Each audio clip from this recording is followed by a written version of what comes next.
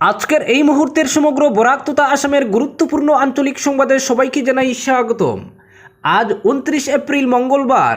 আজকের সন্ধ্যার বিশেষ বিশেষ খবর হলো বুধবার উচ্চ মাধ্যমিকের চূড়ান্ত বর্ষের পরীক্ষার ফলাফল।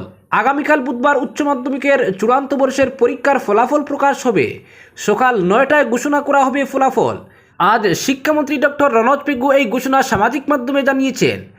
আগামীকাল কলা, বিজ্ঞান, বাণিজ্য এবং পেশাগত শাখার ফলাফল ঘোষণা করা হবে। সকাল 9টায় আসাম রাজ্য বিদ্যালয় শিক্ষা বোর্ড পরীক্ষার ফলাফল প্রকাশ করবে। এই বছর মোট 30,242 জন শিক্ষার্থী চূড়ান্ত পরীক্ষায় অংশগ্রহণ করেছে। পরবর্তী খবর, কাজী দারুল বা শরিয়া আদালতকে মান্যতা দেয় না সংবিধান, বলল সুপ্রিম কোর্ট।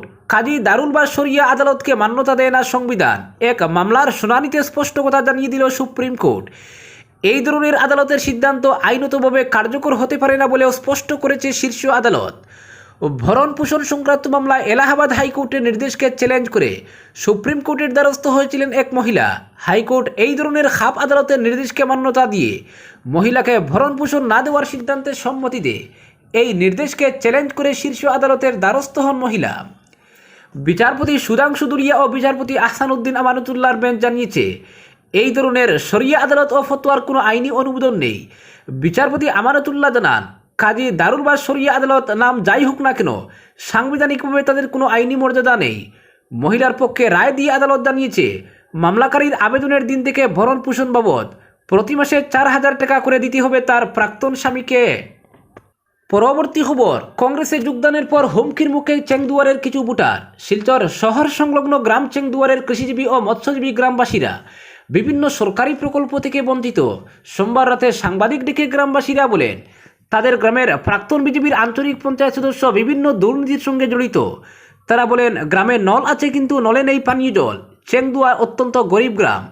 গ্রামবাসীরা অনেক দূর থেকে পানীয় জল আনতে হচ্ছে। পানীয় জলের সমস্যা সমাধানের কেউ পদক্ষেপ করেনি। বিজেপির আঞ্চলিক পঞ্চায়েত সদস্য থাকাকালীন তাদের গ্রামের লোকেরা বিশুদ্ধ পানীয় জল, রাস্তাঘাট সহ সরকারি বিভিন্ন প্রকল্প থেকে বঞ্চিত হতে হয়েছে।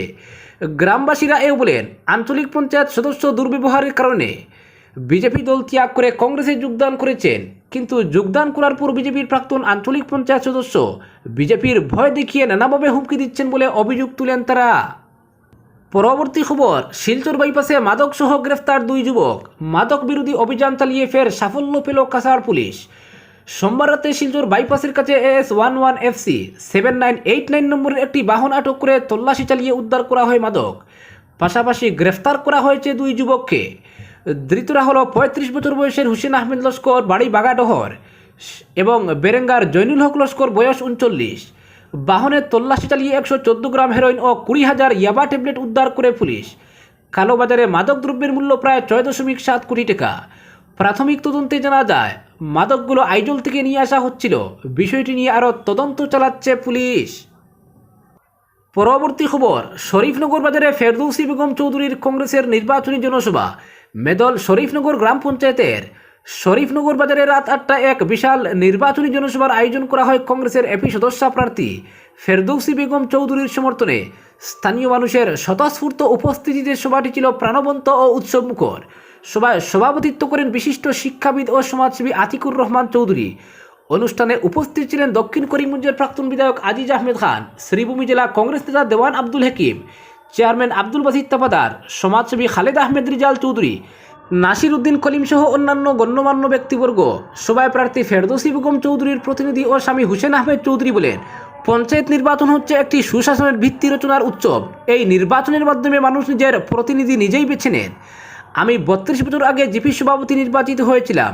এরপর কর্ণমধু সমবায় সমিতির চেয়ারম্যান হিসেবে এবং জিপি নির্বাচনে প্রতিদ্বন্দ্বিতা করেও মানুষের পাশে থেকেছি সবসময়। তিনি আরও বলেন, এনআরসি, কোভিড, বন্যা, ডিলিমিটেশন, ওয়াকফ বিল, যে কোনো সংকটে আমি মানুষের পাশে ছিলাম। আমার পক্ষে না হলেও এলাকার মানুষ আমাকে পাশে চায়।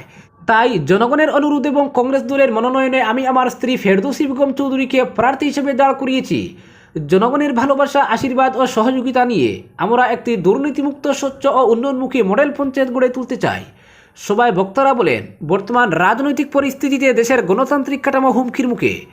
এই সংকট থেকে উত্তরণের জন্য প্রয়োজন পঞ্চায়েত স্তর থেকে শক্তিশালী বিরোধী কণ্ঠ, যার নেতৃত্বে আছে কংগ্রেস। বক্তারা সবাইকে আহ্বান জানান যেন হাত চিহ্নে ভোট দিয়ে কংগ্রেস প্রার্থীদের জয়যুক্ত করা হয়।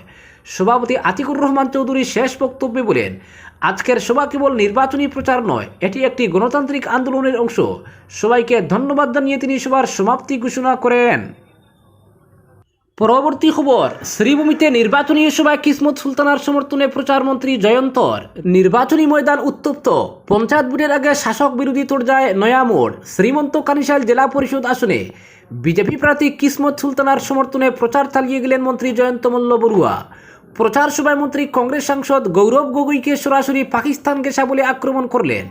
পঞ্চায়েত ভোটের আগে এই মন্তব্য ঘিরে শুরু হয়েছে তীব্র রাজনৈতিক বিতর্ক।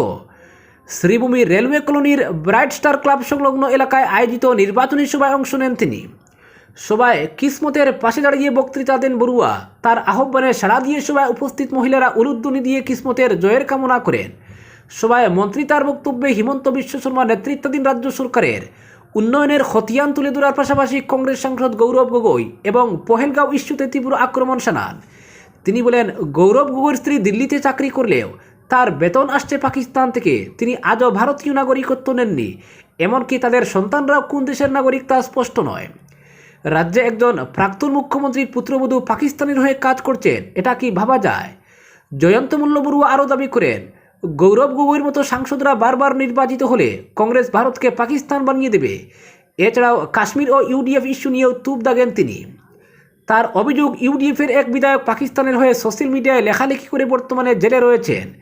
এদিনের সভায় অন্যান্যদের মধ্যে বক্তব্য রাখেন জেলা বিজেপির সভাপতি সঞ্জীব বণিক, প্রাক্তন সভাপতি সুব্রত ভট্টাচার্য, রাজ্যসভার সদস্য মিশন রঞ্জন দাস, পৌরসভার প্রাক্তন চেয়ারম্যান মানস দাস, জেলা বিজেপি মাইনরিটি বোর্ডের চেয়ারম্যান ইকবাল হোসেন। এছাড়া উপস্থিত ছিলেন পৌরসভার চেয়ারম্যান রবীন্দ্রচন্দ্র দেব, বিজেপি নেতা অমরেশ রায়, জেলা উন্নয়ন বোর্ডের অধ্যক্ষ দেবব্রত সাহা প্রমুখ সহ দলীয় বিভিন্ন স্তরের কর্মকর্তারা। এদিনের সভা সঞ্চালনা করেন জেলা বিজেপি অন্যতম কর্তা দিলীপ দাস। পরবর্তী খবর, হাইলাকান্দিতে অনুষ্ঠিত এক সাংবাদিক বৈঠকে কংগ্রেসের অন্দরের বিশ্বাসঘাতকতার অভিযোগ তুলে ধরলেন রাইজর দলের সুপ্রিমো শিবসাগরের বিধায়ক অখিল গগৈ। তিনি দাবি করেন রাজ্যসভা ভোটের সময় আসাম কংগ্রেসের 12 জন বিধায়ক বিজেপি প্রার্থীকে ভোট দিয়েছিলেন। বিধানসভার বিরোধী দলনেতা দেবব্রত শইকীয়াই নাকি ব্যক্তিগতভাবে তাকে এই তথ্য জানিয়েছিলেন, মন্তব্য করেন অখিল। অখিল গগৈ জানান, 2021 সালের বিধানসভা নির্বাচনে কংগ্রেস 26টি আসন দখল করেছিল। বর্তমানে দল ছেড়ে বেরিয়ে গেছেন 7 জন বিধায়ক, অর্থাৎ 5 জন গদ্দার বিধায়ক এখনও কংগ্রেসে রয়ে গেছেন বলে অভিযোগ করেন তিনি। এই প্রসঙ্গে প্রদেশ কংগ্রেস সভাপতি ভূপেন বোরাকে কটাক্ষ করে অখিল বলেন, অন্যকে বিজেপির এজেন্ট বোরার আগে নিজের চরকাতে তেল দিন বোরা। প্রসঙ্গত প্রদেশ কংগ্রেস সভাপতি ভূপেন বোরা অভিযোগ করেছিলেন, বিধায়ক অখিল গগৈর নাকি মুখ্যমন্ত্রী ডক্টর হিমন্ত বিশ্ব শর্মার সঙ্গে গোপন সমঝোতা রয়েছে। ভূপেন বোরার বক্তব্য ছিল, অখিল গগৈ আগে ভালো মানুষ ছিলেন, কিন্তু এখন সঙ্গদোষে নষ্ট হয়ে যাচ্ছেন। তিনি মুখ্যমন্ত্রীর সঙ্গে তাল মিলিয়ে চলছেন। ভূপেন বোরার এই মন্তব্যের পরিপ্রেক্ষিতে পাল্টা আক্রমণে নামেন অখিল। তিনি দাবি করেন, আসলে কংগ্রেসই বিজেপির বি টিম। পুরো বছর ধরে বড় বড় কথা বললেও নির্বাচনের সময় এলেই তারা পথ বদলায়। বিরোধী ঐক্য গড়ার সম্ভাবনা থাকলেও কংগ্রেসের দাদাগিরির জন্য তা সফল হয় না। অখিল গগৈ আরও হুঁশিয়ারি দেন, যদি 2026 সালের বিধানসভা নির্বাচনের আগে বিরোধী ঐক্যমঞ্চ গঠিত না হয়, তাহলে তিনি কংগ্রেস সভাপতি ভূপেন বোরার বিজেপির সঙ্গে সম্ভাব্য আতাত সম্পর্কে প্রকাশ্যে মুখ খুলবেন। অন্যদিকে সাংসদ গৌরব গগৈর পাকিস্তান সফর সংক্রান্ত প্রশ্নের উত্তরে অখিল গগৈ বলেন, একজন সাংসদ পাকিস্তান সফর করতেই পারেন, তবে যদি এই সফর সম্পর্কে মিনিস্ট্রি অফ এক্সটার্নাল অ্যাফেয়ার্স অবগত না থাকে তাহলে বিষয়টি বিপজ্জনক হয়ে উঠতে পারে। পাশাপাশি তিনি মন্তব্য করেন, যদি গৌরব গগৈর আইএসআইয়ের সঙ্গে কোনো সম্পর্ক থাকে তবে সরকারকে তা জনসমক্ষে প্রকাশ করা উচিত। পরবর্তী খবর, ভুবনেশ্বরনগর শ্রীকোনা জেলা পরিষদ আসনের 2 নির্দল প্রার্থীর লড়াই বেশ জমে উঠেছে। প্রচারে একে অপরকে ঘায়েল করতে কোনো কসুর বাকি রাখছেন না। প্রচারের শেষ লগ্নে কংগ্রেস সমর্থিত নির্দল প্রার্থী ফরিদা পারভিন লস্কর অপর নির্দল প্রার্থীর সমর্থিত এক বক্তার বিরুদ্ধে রীতিমতো হুঙ্কার ছুড়ে দেন। তার বিরুদ্ধে মদের দোকানের এনওসি প্রদানের অভিযোগ ফুৎকারে উড়িয়ে দেন। তিনি তথ্য সহকারে কোন সালে কোন পঞ্চায়েত সভাপতির কার্যকালে বালিঘাট অরুণাচলে মদের দোকানের এনওসি প্রদান করা হয়েছিল সেটা তুলে ধরেন। তার বিরুদ্ধে মদের দোকানের এনওসি প্রদানের মিথ্যাচারের বিরুদ্ধে আইনি পদক্ষেপ নেওয়ার হুমকি দেন ফরিদা। তিনি নির্বাচন পরবর্তীতে তাদের বিরুদ্ধে আদালতে মানহানি মামলা করবেন বলে জানান। প্রার্থী ফরিদা পারভিন লস্কর বলেন, তিনি মহিলা হয়ে জন্ম নিয়ে কি অপরাধ করেছেন? ওপেন সিটে নির্বাচন লড়ে তো কোনো ভুল করেননি। সরকারি নিয়মে ওপেন সিটে মহিলা প্রার্থীদের লড়তে কোনো অসুবিধা নেই। তিনি বলেন, মহিলা হলে তিনি লড়াই করতে জানেন। জনগণ পাশে থাকলে এই ভুবনেশ্বরনগর শ্রীকোনা জেলা পরিষদ আসনের উন্নয়ন করে দেখাবেন।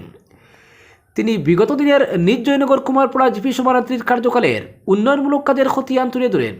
ফরিদা পারভিন বলেন, তার প্রতিদ্বন্দ্বী প্রার্থীদের কাজের কোনো নজির নেই, নির্বাচনে তাদের ইস্যু নেই, শুধু চলছে ফরিদা পারভিনের সমালোচনা। নির্বাচনী প্রচারে তার জনসমর্থন দেখে তারা আবুল তাবুল বকছেন। তিনি বলেন, এই নির্বাচনে কোনো প্রার্থীর সঙ্গে তার প্রতিদ্বন্দ্বিতা হবে না, কোনো অপশক্তি তার জয় আটকাতে পারবে না। বিপুল ভোটের ব্যবধানে জয়ী হওয়ার দৃঢ় প্রত্যয় ব্যক্ত করেন। তিনি বলেন, আগামী 11 মে রামনগর আইএসপিটি থেকে জয়ের ছাড়পত্র নিয়ে আসব। তিনি অভিযোগ করে বলেন, তার বিরুদ্ধে কেন এত মিথ্যা অপপ্রচার। তিনি তার বিরুদ্ধে মিথ্যা অপপ্রচারের জন্য ভুবনেশ্বরনগর শ্রীকোনা জেলা পরিষদ এলাকার গণদেবতাদের কাছে বিচার চেয়েছেন। তিনি আগামী 2 মে তার নৌকা প্রতীক চিহ্নে ভোট দিয়ে অপপ্রচারকারীদের মুখ্যম জবাব দেওয়ার আহ্বান জানান।